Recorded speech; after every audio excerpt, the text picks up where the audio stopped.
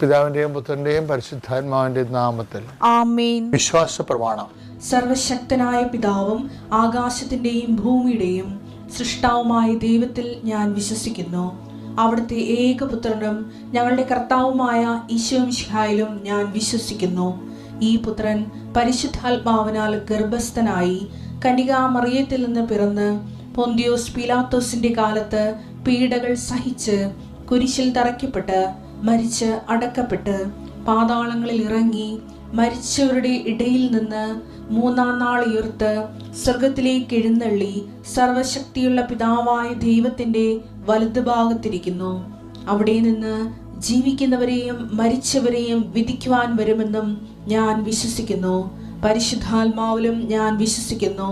വിശുദ്ധ കത്തോലിക്കാ സഭയിലും പുണ്യവാന്മാരുടെ ഐക്യത്തിലും പാപങ്ങളുടെ മോചനത്തിലും ശരീരത്തിന്റെ ഉയർപ്പിലും നിത്യമായ ജീവിതത്തിലും ഞാൻ വിശ്വസിക്കുന്നു. ആമേൻ. സ്വർഗ്ഗസ്ഥനായ ഞങ്ങളുടെ പിതാവേ, അങ്ങയുടെ നാമം പൂജിതമാകണമേ. അങ്ങയുടെ രാജ്യം വരണമേ. അങ്ങയുടെ തിരുമനസ് സ്വർഗത്തിലെ പോലെ ഭൂമിയിലും ആകണമേ.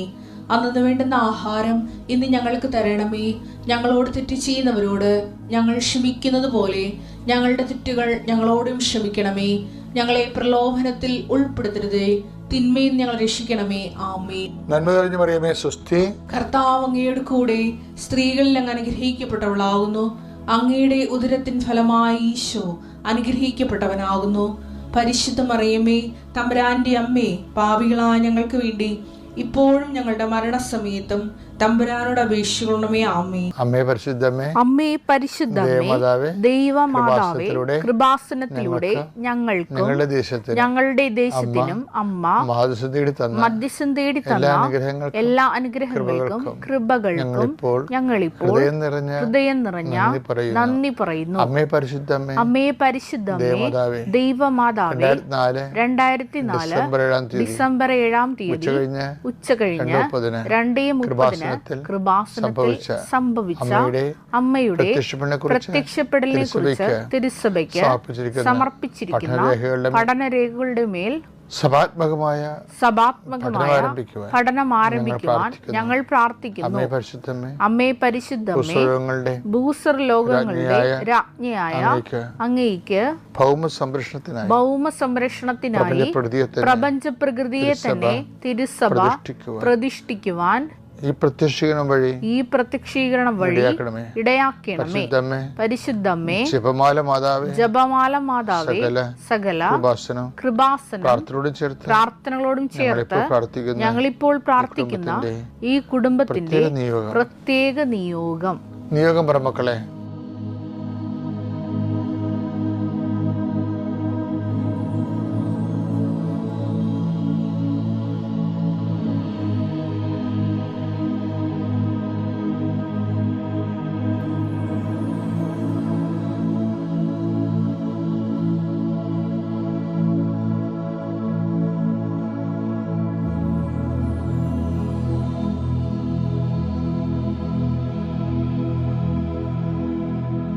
അമ്മയുടെ പ്രത്യക്ഷീകരണത്തിന്റെ ഈ അനുഗ്രഹവേളയിൽ ഞങ്ങൾക്ക് സാധിച്ചു തരുവാൻ കനിയണമേ.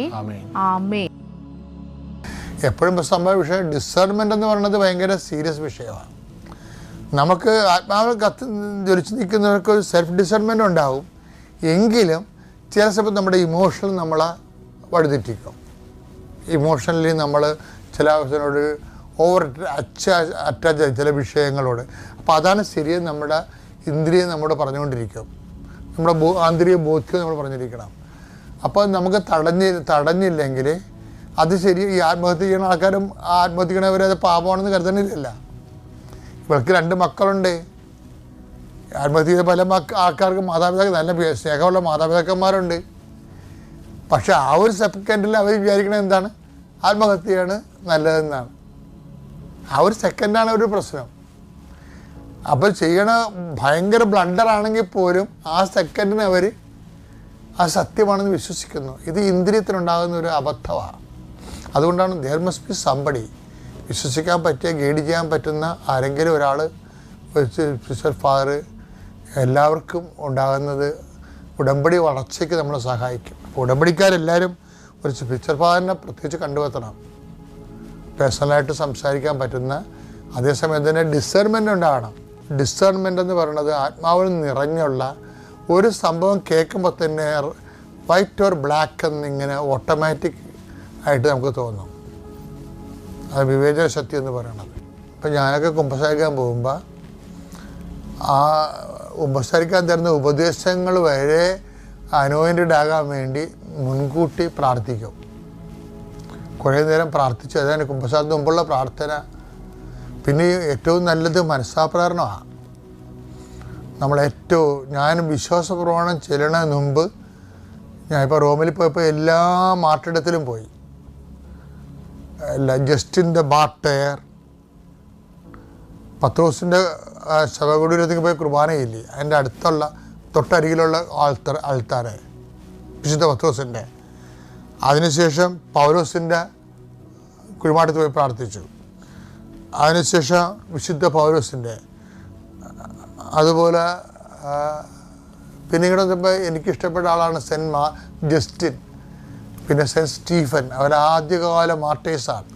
അവരുടെ തോളിലാണ് സഭ നിൽക്കുന്നത്, അവരുടെ ബോധ്യത്തിലും അവരുടെ സാക്ഷ്യത്തിലും. എൻ്റെ ഏറ്റവും വലിയ എൻ്റെ ഒരു ലക്ഷ്യമായിരുന്നു സെൻറ്റ് സെബാസ്റ്റ്യൻ്റെ കല്ലറയിൽ പോകുക എന്നുള്ളത്. അവിടെ ആപ്യൻ വേയിൽ അത് കുറേ വഴിയാത്ത നടന്നാണ് പോയത്. അവിടെ എത്തി ഞങ്ങൾ പ്രാർത്ഥിച്ചു. അച്ഛന്മാരെല്ലാവരും ഉണ്ടായിരുന്നു. ഞങ്ങൾ ഇപ്പോൾ ഞങ്ങളുടെ കൂടെ ഒരു ബിനു ചേട്ടൻ ഉണ്ടായിരുന്നു, ബിജു ചേട്ടനെ സഹായിക്കാനുള്ള.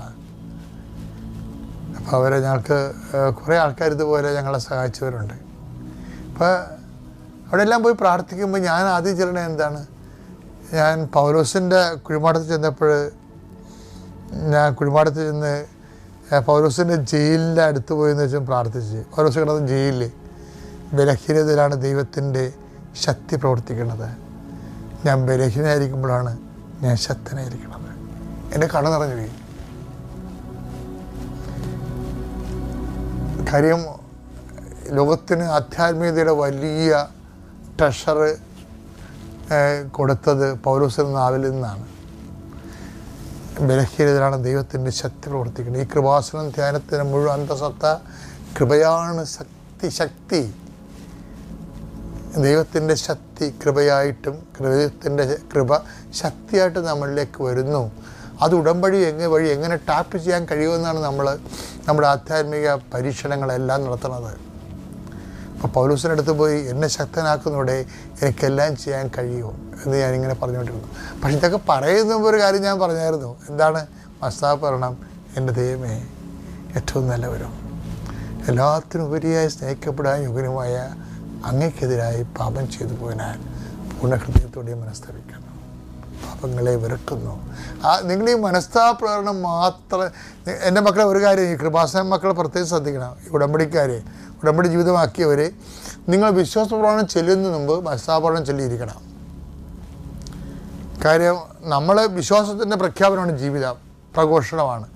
പക്ഷേ അതിന് നമ്മളെ യോഗ്യമാക്കണത്, ഒരു സാഹചര്യം ഒരുക്കണതും ഈ മനസ്താപകരണമാണ്. പാപത്തെ അഡ്രസ്സ് ചെയ്യണതാണ് ക്രിസ്തുവിൻ്റെ ജീവിതവും ക്രിസ്തുവിൻ്റെ ദൗത്യവും എന്ന് പറയുന്നത്. അപ്പോൾ നമ്മളും പാപമില്ലാതെ ജീവിക്കാൻ വേണ്ടിയുള്ള പരക്കമാണ് മനസ്സിലുണ്ടാകുന്നത്. അപ്പം അതുകൊണ്ട് എവിടെയെങ്കിലും അറിഞ്ഞോ അറിയാതെയൊക്കെ പോയിട്ടുണ്ടെങ്കിൽ അതിനാണ് ഈ മനസ്താപകരണം ചെയ്തിട്ട് അനുതാപത്തിലേക്ക് വരുന്നത്.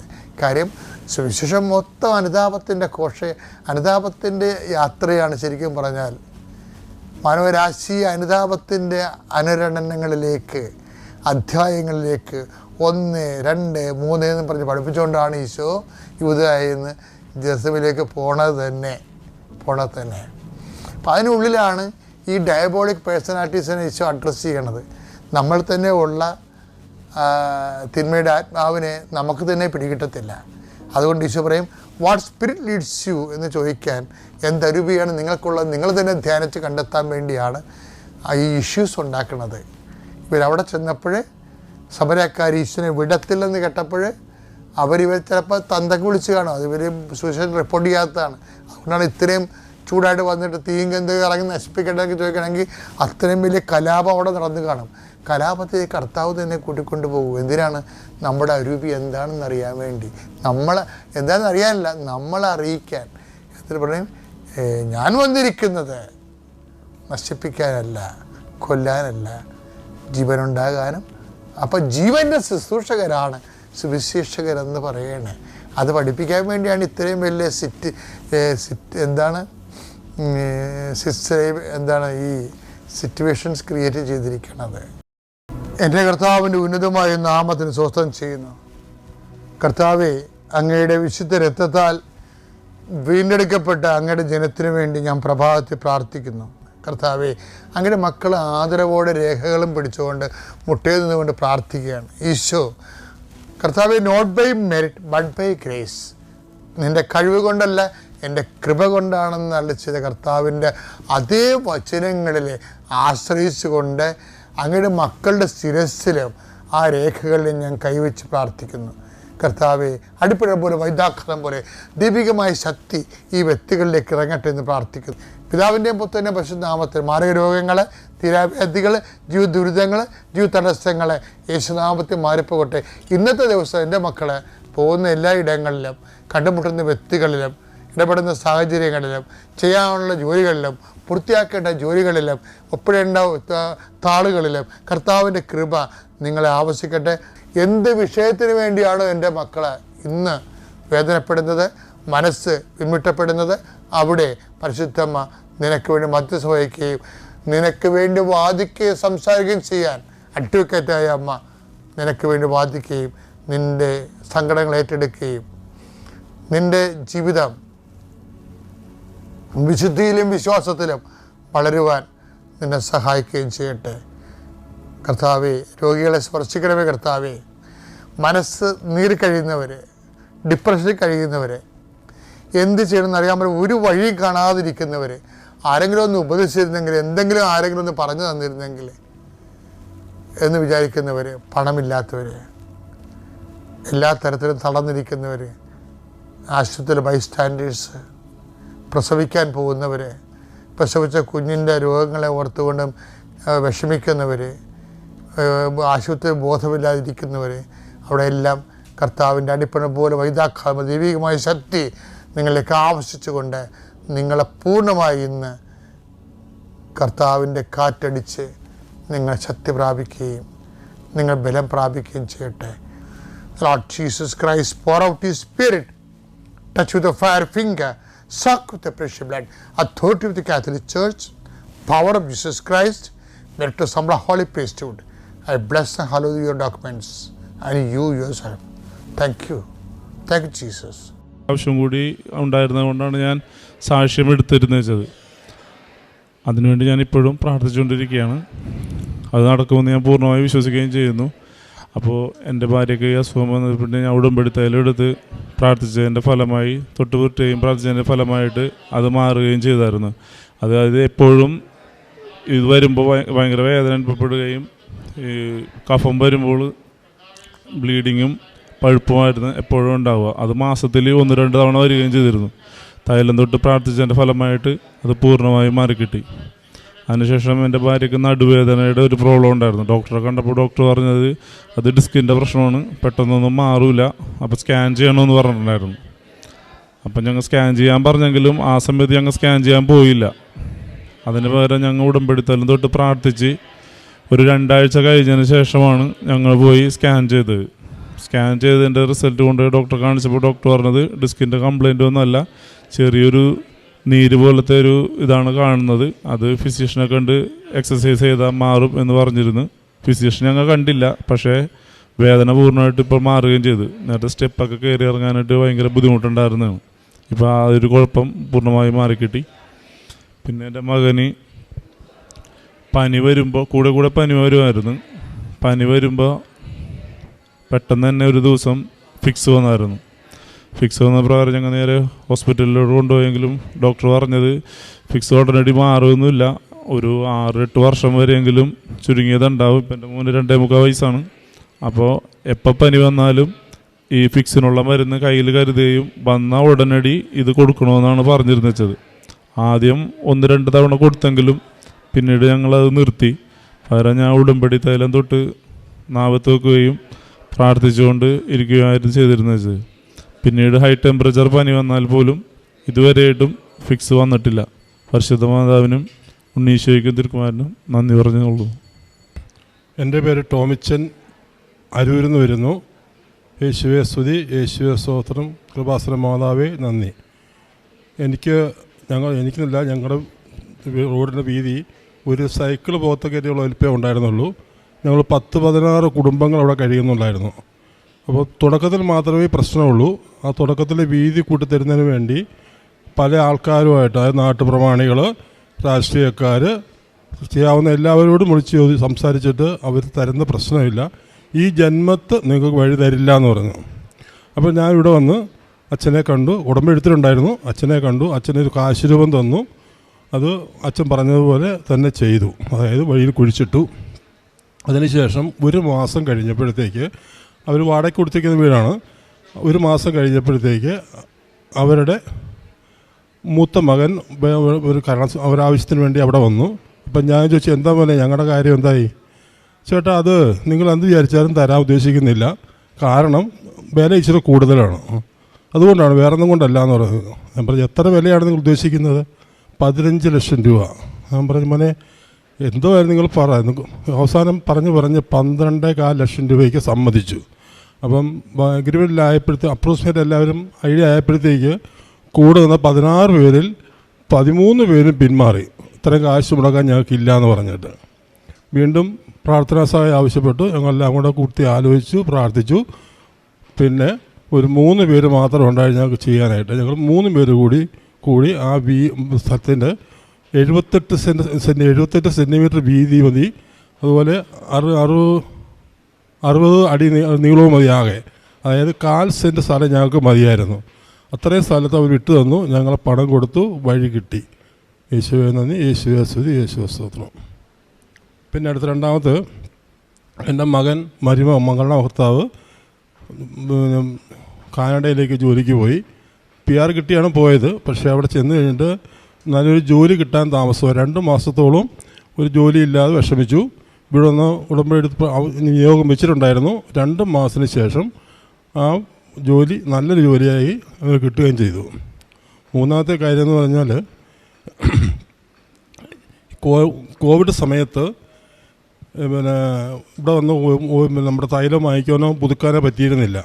അപ്പോൾ എനിക്ക് എൻ്റെ കുപ്പിയിൽ 1 തുള്ളി തൈലം ഉണ്ടാവും.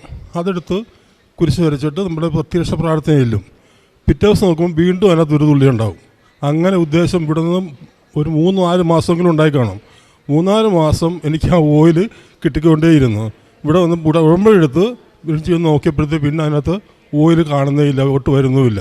പിന്നെ ഇവിടെ തന്നിരുന്ന ഓയിൽ മാത്രം ഞാൻ ഉപയോഗിച്ച് പ്രാർത്ഥിച്ചുകൊണ്ടിരിക്കുന്നു ഇപ്പോഴും. കൂടാതെ എൻ്റെ ഒരു പല്ലിന് ഭയങ്കര വേദന ഉണ്ടായിരുന്നു. 2 ദിവസം വേദന അനുഭവിച്ചു. 3-ാം ദിവസം ആയപ്പോഴത്തേക്ക് ആ പല്ലിൻ്റെ നിറം മാറി, കറുപ്പായി. അപ്പം ഞാൻ ചെന്ന് കഴിഞ്ഞാൽ ആകമായി പല്ലില്ല, ബാക്കി എടുത്ത് കളഞ്ഞ ഫ്രണ്ടിലെ പല്ല് തന്നെയാണ്.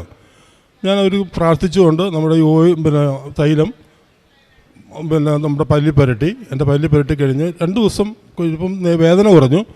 3 ദിവസം 4 ദിവസം ആയപ്പോഴത്തേക്ക് ആ നിറവും മാറി, വേദനയും മാറി. പിന്നെ ഇന്നേ വരെ അതിന് പല്ലിന് ഒരു പ്രശ്നമേ ഉണ്ടായിട്ടില്ല. ഇത്തരം ചെയ്ത ഉപകാരങ്ങൾക്ക് നന്ദി പറയുന്നു. കമ്പനിയിൽ ഞാൻ മാനേജറായിരുന്ന ജോലി ചെയ്തപ്പോഴത്തേക്ക് ഒരു 8.5 ലക്ഷം രൂപ പിന്നെ കമ്പനി കടമായിട്ട് ഒരു സാധനം സപ്ലൈ ചെയ്ത് കിട്ടാനുണ്ടായിരുന്നു. ഞാനാണെൻ്റെ മാനേജറായിരുന്നതുകൊണ്ട് ഞാനിവിടുന്ന് റിട്ടയർ ചെയ്ത് പോരുന്ന ആ പൈസ ഒന്ന് കിട്ടണമെന്ന് വലിയ ആഗ്രഹം ഉണ്ടായിരുന്നു. അതിനുവേണ്ടി ഞാൻ ശ്രമിച്ചു. അവരാളെ വിട്ടു, സെയിൽസിൻ്റെ ആളെ വിട്ടു. അവർ പൈസ തരുന്നില്ല. ഒരു 2 മാസം കഴിഞ്ഞിട്ട് 3 മാസം കഴിഞ്ഞിട്ട് അങ്ങനെ 2 വർഷങ്ങൾ കഴിഞ്ഞു. പിന്നീട് ഇവിടെ ഉടമ്പടി കാശ് രൂപമായിട്ട് ഞാൻ സെയിൽസിന് പോകുന്ന ആളുമായിട്ട് അവിടെ ചെന്നു. പറഞ്ഞാൽ എൻ്റെ മുതലാളി ചോദിച്ചു, എന്തിനാണ് വന്നതെന്ന് ചോദിച്ചു. ഞാൻ പറഞ്ഞു, പേയ്മെൻറ്റ് കിട്ടുന്ന അറിയാൻ വേണ്ടിയാണെന്ന് പറഞ്ഞു. ഒരു കാര്യം ചെയ്യും, അടുത്ത വെള്ളിയാഴ്ച, ഞങ്ങൾ വെള്ളിയാഴ്ച പോയത്, അടുത്ത വെള്ളിയാഴ്ച ഇങ്ങോട്ട് പൈസ തന്നേക്കാമെന്ന് പറഞ്ഞു. പിന്നെ പറഞ്ഞ പോലെ തന്നെ അടുത്ത വെള്ളിയാഴ്ച ഞങ്ങൾ അവിടെ ചെന്നു 3 ചെക്കായിട്ട് കിട്ടാനുള്ള പണം 8.5 ലക്ഷം രൂപയും ചെക്ക് ഡേറ്റ് എഴുതി തന്നു. അപ്പോൾ അങ്ങനെ എല്ലാവിധ ഉപകരണത്തിനും നന്ദി പറയുന്നു.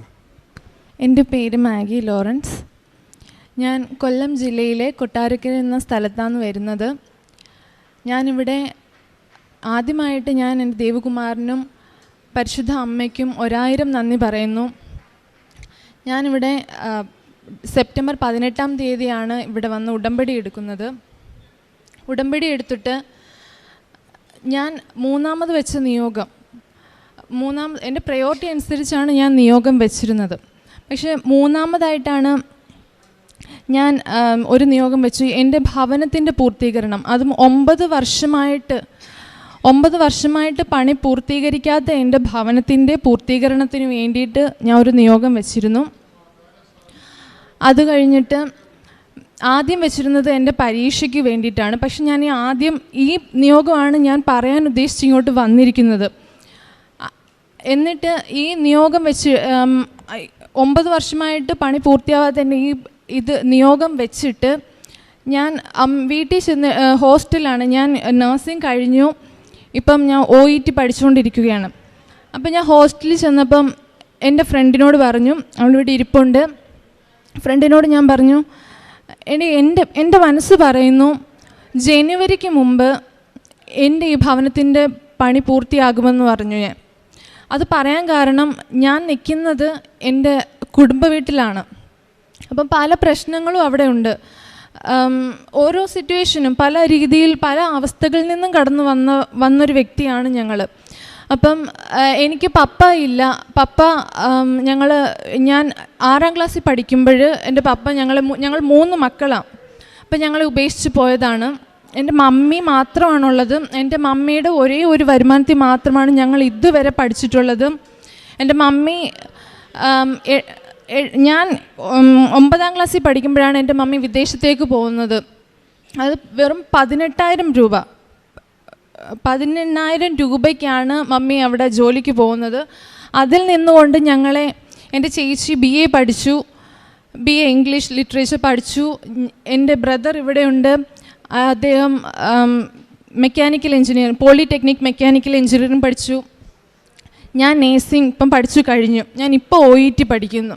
ആ ഒരു അമ്മയുടെ വരുമാനത്തിൽ നിന്ന് മാത്രമാണ്, വേറെ ആരുടെയും ഒരു സഹായത്തിൻ്റെ പേരിലും അല്ല.